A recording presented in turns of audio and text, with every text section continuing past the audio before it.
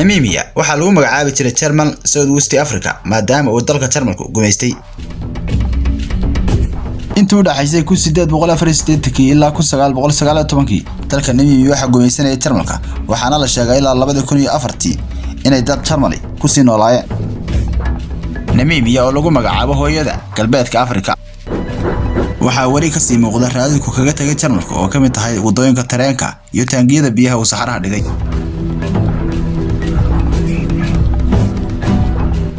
ولينا waa laga cabaa taangiyada Jarmalka oo dhigay saxaraha Namibia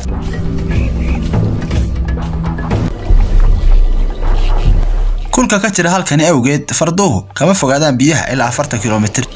temperature-ka oo sareeya iyo umibaxa jirku waxay u baahnaanayaan biyo badan markaste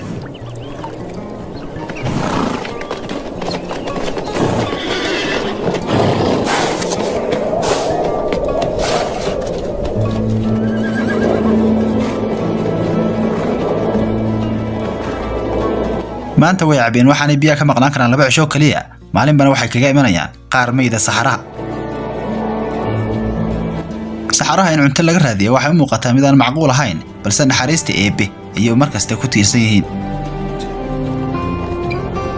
waxay raadsanayaan waxay ku noolaadaan waxaanay u socdaalayaan ilaa 40 kilomitir xagga waqooyi halkaas oo caws yar oo telteli ku sii yaalo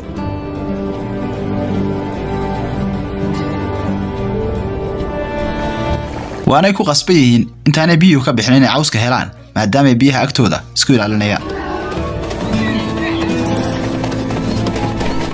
biyahana kama fogaan karaan wax ka badan 40 kilomitir